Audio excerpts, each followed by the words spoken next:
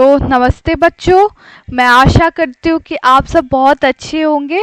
तो आज हम लोग स्टार्ट करने जा रहे हैं क्लास 7 सिविक्स की बुक से, एनसीईआरटी से, chapter number 1 on equality.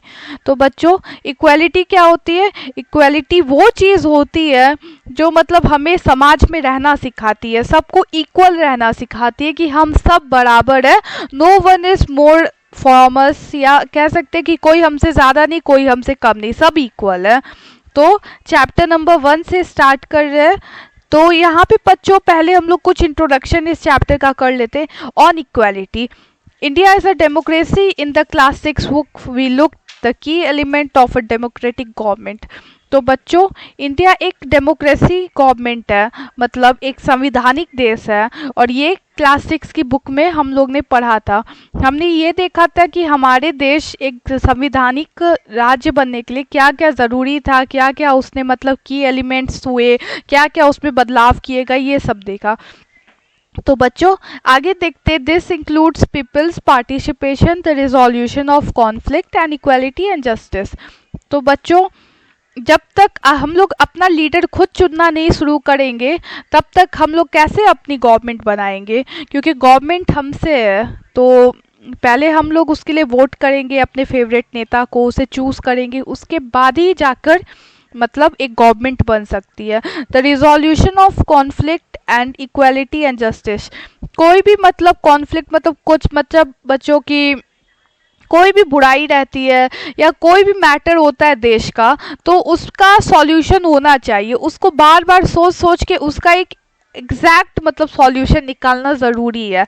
And equality and justice, और इक्वालिटी और जस्टिस भी बहुत ज़रूरी है, क्योंकि जब तक हम लोग इक्वल नहीं होंगे तब तक मतलब जैसे कि हम लोग के देश में आप देखते होंगे, कोई ऊंचा समझता है तो कोई नीचा समझता है, तो वो चीज़ बहुत ज़्यादा ही बेकार है। क्योंकि इक्वालिटी जो होती है ना बच्चों, वो हमें रहना सिखाती है सबके साथ मिलजुल के, तो ये बहुत ज़रूरी चीज़ है। और जस्टिस, जस्टिस मतलब सबको न्याय मिलना चाहिए बच्चों, क्योंकि देश सबका है। तो जब तक किसी को न्याय नहीं मिलेगा, मान लीजिए जिसकी गलती ही नहीं है और उसको पनिशमेंट मिलेगी, तो ये कितनी ख़राब बात है। मगर इसीलिए जस्टिस की ज़रूरत है, उसे न्याय मिलना चाहिए। इक्वालिटी इज़ अ की feature of democracy and influences all aspects of its functioning. तो डेमोक्रेसी क्या होती है बच्चों? डेमोक्रेसी होती है कि वो इन्फ्लुएंस करती है, कि इन्फ्लुएंस मतलब क्या, प्रेरित करती है सबको कि हम एक संवैधानिक देश में और हम सब बराबर हैं। In this chapter you will read more about equality. इस चैप्टर में हम लोग इक्वालिटी के बारे में पढ़े, what it is, why it is important in the democracy, and whether or not everyone is equal in India. तो इसमें हम लोग देखेंगे क्यों सब इक्वल है और इक्वल नहीं है इंडिया में। तो सबसे पहले हम लोग कांता की स्टोरी से स्टार्ट करते हैं।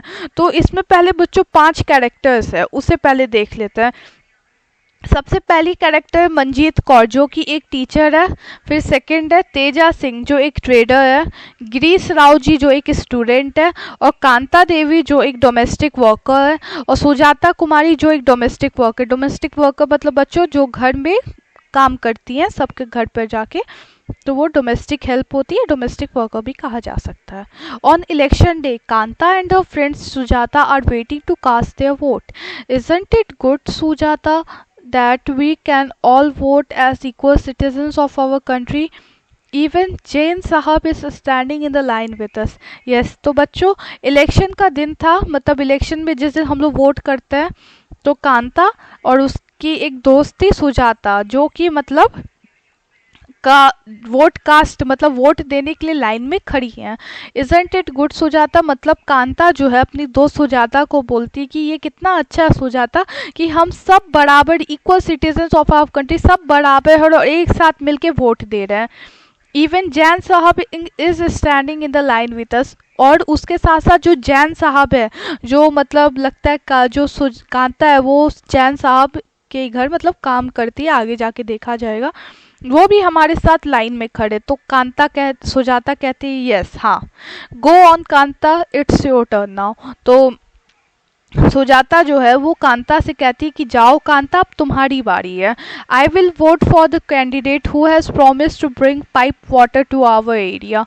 तो कांता मन ही मन जब वोट कास्ट कर रही थी तो सोचती है मैं उस कैंडिडेट को वोट करूंगी जिसने प्रॉमिस किया है कि वो पाइप वाटर जो होता है वो हमारे एरिया में लाएंगे। तो आगे पढ़ते हैं, इसमें मतलब जो भी कैरेक्टर्स हैं इनके बारे में जानते हैं। सबसे पहले अब्दुल रहमान जो कि एक आर्टिशन है, दूसरी है शबनम बानो जो कि एक हाउसवाइफ है, ग्रेसी लैलेंग जो कि एक कंसल्टेंट है, इशाक लैलेंग जो एक गवर्नमेंट ऑफिसर है, रुखसाना मिर्ज़ा जो कि एक मीडिया पर्सन है, योग राज जो कि एक बेरोजगार अनएम्प्लॉयड है, अशोक जैन जो कि एक इंडस्ट्रियलिस्ट है। तो आफ्टरवर्ड्स उसके बाद we will see you later Kanta, yes नमस्ते साहब। तो वोट देने के बाद जो है जो उनके साहब है वो कांता से कहते हैं कांता बाद में मिलते हैं, तो कांता कहते जी यस नमस्ते साहब।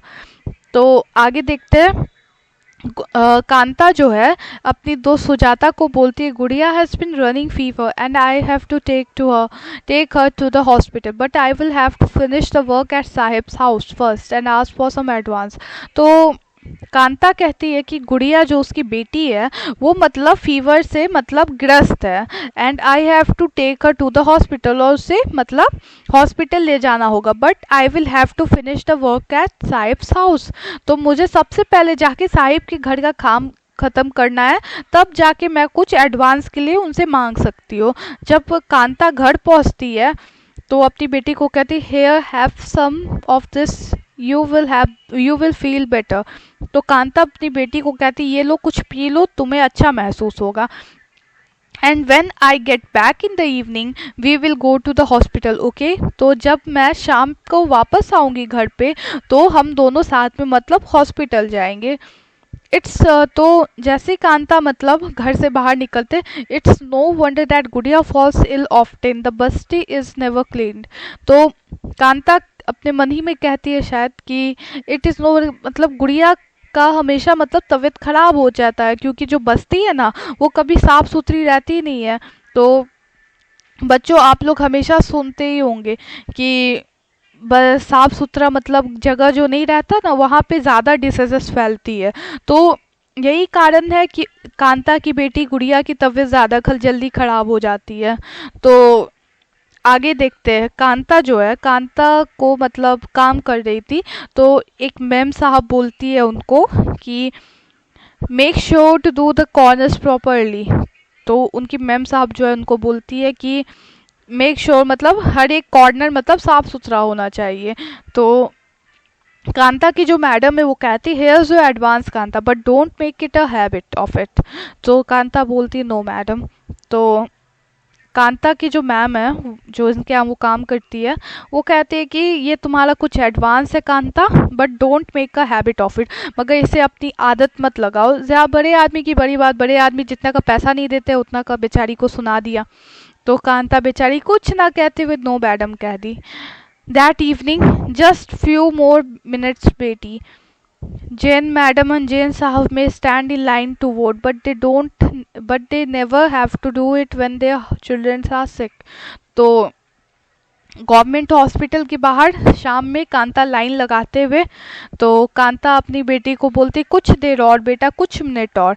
कांता मन ही मन सोचती है जैन मैडम और जैन साहब को लाइन में तो लगना नहीं, लाइन में मतलब वोट के लिए लगना पड़ता है, मगर उन्हें कभी भी उनके बच्चे की तबीयत ख़राब होती है तो उन्हें लाइन में नहीं लगना पड़ता है।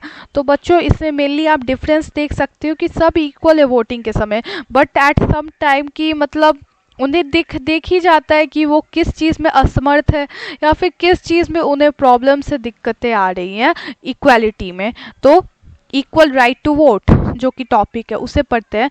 The story ever begins with Kanta standing in line to cast her vote. जो कहानी है वो स्टार्ट होता है कांता के साथ जो कि मतलब लाइन में वोट अपना कास्ट की मतलब वोट दी। Look again at various people who are standing in line with her, और बहुत सारे लोग उसके साथ एक ही लाइन में खड़े। Kanta recognises her employer Ashok Jain and छोटे लाल हर नेबर। तो कांता है उसमें से एक थे अशोक जैन जो कि कांता ना उनके घर काम किया करती थी अशोक जैन के यहाँ, और एक थे छोटे लाल जो कि उसके नेबर थे, नेबर मतलब पड़ोसी थे। तो उन दोनों को पहचानती है उस लाइन में। In a democratic country like India all adults irrespective of what religion they belong to how much education they have had, what caste they are, or whether they are rich or poor are allowed to vote. तो बच्चों, एक हमारा देश जो एक संवैधानिक देश है, तो इसमें हम लोग कैसे भी हो, किस रिलीजन से हो, किस क्या हमारी एजुकेशन है, क्या कास्ट है, या हम गरीब है या अमीर, सबको लाइन में मतलब इक्वालिटी के साथ साथ सब वोट करेंगे. This as you have already read in class 6, तो क्लास 6 में ये हमने पढ़ा, और इसे यूनिवर्सल एडल्ट फ्रेंचाइज कहते हैं. और ये एक इसेंशियल एस्पेक्ट है पूरे डेमोक्रेसीज के लिए, बिकॉज बच्चों जब तक आप एक एडल्ट हो और आप वोट नहीं करोगे तो सरकार कैसे बनेगी. इसीलिए इन यूनिवर्सल एडल्ट फ्रेंचाइज एक एसेंशियल एस्पेक्ट है सारी डेमोक्रेसीज का. The idea of universal adult franchise is based on the idea of equality because states that every adult in a country, irrespective of their wealth and the community he belong to, has one vote. तो सबके पास मतलब कोई भी हो, किस adult हमारी company में चाहे कंट्री में चाहे कोई भी हो, किस कम्युनिटी से वो बिलोंग करता है या करती है, उससे कोई फर्क नहीं पड़ता, वो वोट कास्ट कर सकती है. Kanta is excited to vote and happy that she is equal to all the others because each of them has one vote. तो कांता बहुत एक्साइटेड और खुश भी है क्योंकि वो सब वोट कर सकते हैं, बिकॉज वो भी उन सब की तरह इक्वल है और उसके पास भी वोटिंग का अधिकार है. But as her dad goes on, as her day goes on, Kanta becomes less certain about what this equality really means. So जैसे जैसे उसका दिन बीतता जाता है, कांता को समझ में आ जाता है इक्वालिटी का असल में मतलब क्या मतलब है, उसे क्या मतलब वो समझ ही नहीं पा रही इक्वालिटी है क्या, किस बेसिस पे इक्वालिटी है, सिर्फ वोटिंग पे इक्वालिटी है कि सारी चीज़ में इस दुनिया में जो भी काम होगा उसमें इक्वालिटी है. तो what is it that makes Kanta unsure. तो ये क्या चीज़ है जो कांता को अनश्योर बना कि equality what does it really mean. Let's take a look at the day in her life. तो हम लोग एक दिन का देखते हैं इसका कि उसका एक लाइफ का एक दिन देखते हैं. She lives in a slum and has a drain behind a house. तो वो जहाँ पे रहती है वो स्लम एरिया है, मतलब बस्ती जिसको कहते हैं. तो उसके पीछे में ही उसके घर के पीछे नाला है. नाला मतलब बच्चों की ड्रेन्स होता है जो बहुत गंदा पानी जहाँ पे जाता है.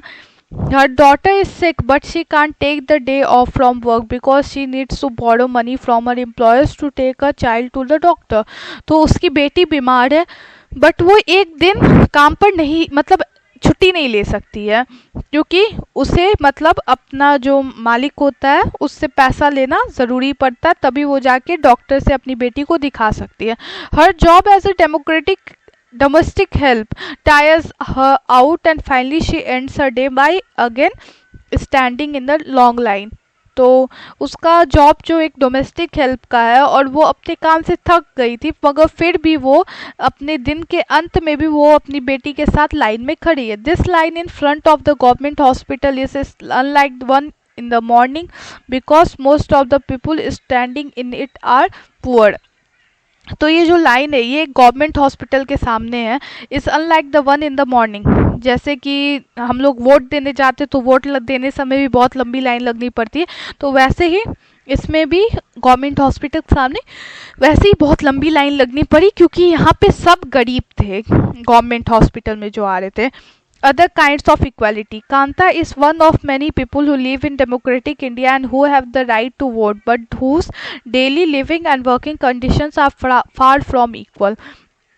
तो बच्चों कांता जो है सब पीपल में से एक ही है जो कि इंडिया में रहते हैं, एक संवैधानिक देश में रहते हैं, बट उसके पास भी राइट टू वोट है, बट वो डेली लिविंग और वर्किंग कंडीशन से सबसे इक्वल है. तो इक्वल नहीं है मतलब बहुत दूर है इक्वालिटी से, कि मतलब कोई कुछ और काम करता है, कुछ और काम करता है, कोई बहुत पैसा वाला है या कोई बहुत गरीब है. तो ये एक मेन डिफरेंस पैदा कर देता है हम में और उनमें, जो भी मतलब दुनिया संसार है और हम में, क्योंकि ये इक्वालिटी को मतलब चैलेंज करता है कि हम भी इक्वल है कुछ मायनों में, मगर कुछ मायनों में you will never be equal to us. So यही मेन बात आती है बच्चों. Apart from being poor, people in India experience inequality in different ways. Let us see what this means by reading the two stories given below. तो हम लोग नीचे कुछ बच्चों कहानियाँ पढ़ेंगे, उसके बाद हम लोग जानेंगे कुछ रियल लाइफ इंसिडेंट्स है जो हमें बताएंगे कि इक्वालिटी क्यों नहीं है हमारे देश में. One of the most common forms of inequality in India is the caste system. तो मतलब बच्चों सबसे कॉमन तो हमारे इनइक्वालिटी में हमारे देश में कास्ट सिस्टम ही है। If you live in rural India your cast identity is something that you probably learned और एक्सपीरियंस वेरी यंग। तो बच्चों गाँव में जो क्या रहता है कि बच्चों आपके कास्ट से आपकी पहचान है। अगर आप ऊंचे कास्ट के हो तो हाँ यार ये बहुत ऊंचा कास्ट का या बहुत पैसे वाला, ऐसे मतलब लोग कहते हैं। अगर आप छोटे कास्ट के, अरे यार ये तो वो है, ये तो वो क्या करता है, कोई काम नहीं करता, ये वो ऐसे बोलते हैं लोग रूरल एरियाज में। If you live in urban India some of you might think that people no longer believe in caste. तो बच्चों अगर आप शहर में रहेंगे तो कोई आपकी कास्ट पे बिलीव नहीं कर, मतलब कास्ट सिस्टम वो लोग मानते कुछ है ही नहीं या कास्ट पे वो लोग विश्वास नहीं करते। But just look at this matrimonial zone from a leading English newspaper and you will see how important the issue of caste continues to be in minds of highly educated urban Indians. तो बच्चों English newspapers like Times of India में हम लोग देखे हैं कि मतलब matrimonial sites, मतलब मैट्रिमोनियल शोज बहुत ज़्यादा है। मतलब वहाँ पे शादी विवाह के लिए लड़का या लड़की का कुंडली, जात, कास्ट सब दिया हुआ रहता है कि उसका क्या मतलब कैसी दिखती है कैसी नहीं दिखती है, मतलब A to Z चीज़ें उसके बारे में लिखी हुई होती है इंग्लिश न्यूज़पेपर्स में। और इसी से हमें पता चलता है कि कास्ट अभी भी हमारे अर्बन इंडियंस में कुछ लोगों के दिमाग में अभी भी है। Now let us read a story about the experience of a Dalit child attending school. तो you have already read about Dalits in class 6 book। तो दलित क्या होते हैं बच्चों? People of God. Dalit is a term that called lower caste used to address themselves। so बच्चों दलित क्या होते हैं? दलित मतलब छोटी जात होती है जिसको यूज टू एड्रेस देमसेल्फ, जो उनको अपने आप को कहते हैं। Dalit means broken and by using this word lower caste are pointing how they were and continue to be seriously discriminated against। तो बच्चों दलित जो होता है, दलित का मतलब होता है टूटा हुआ, and by using this word, और इस वर्ड को यूज़ करते हुए लोअर कास्ट को हमारे समाज में बहुत ज़्यादा डिस्क्रिमिनेट यानी कि बहुत ज़्यादा ही मतलब कहा जाता है कि मतलब छोटी जात छोटी जात छोटी जात, तो ऐसे करके डिस्क्रिमिनेट किया जाता। ओम प्रकाश वाल्मीकि जो कि जिनका जन्म 1950 में हुआ था और 2013 में उनका देहांत हो चुका था, is a famous Dalit writer. वो बहुत फेमस दलित राइटर है। उन्होंने अपनी ऑटोबायोग्राफी झूठन में लिखा है, I had to sit away from the others in the class and that too on the floor. मुझे अब सबसे मतलब जो भी बच्चे सबसे दूर रह के क्लास में मुझे यानी ज़मीन पर बैठना पड़ता था, सबसे दूर। The mat ran out before reaching the spot I sat on. तो जो मैट था वो कभी कभी मतलब उड़ जाता था या घिसक जाता था जब मैं उस पर बैठने जाता था। Sometimes I would have to sit way behind everybody right near the door. मुझे सबसे मतलब अलग बैठना पड़ता था, इतना अलग कि मुझे दरवाजे के पास बैठा दिया जाता था। Sometimes they would beat me without no any reason. तो कुछ समय मतलब उन लोग जो कि ओम प्रकाश वाल्मीकि जी को बहुत लोग मारते थे विदाउट एनी रीज़न, बस यही कि वो छोटे जात के थे तो उन पे हाथ उठा दिए, वो कुछ नहीं करेगा ये सब सोचकर। When he was in class 4, जब वो क्लास 4 में थे, जो हेड मास्टर मतलब जो प्रिंसिपल थे या फिर जो हेड टीचर होंगे, उन्होंने ओम प्रकाश जी को कहा कि तुम स्कूल और स्कूल का प्लेग्राउंड पूरा साफ करो। He writes the playground was way large than my all physique could handle and in cleaning it my back begin to एक।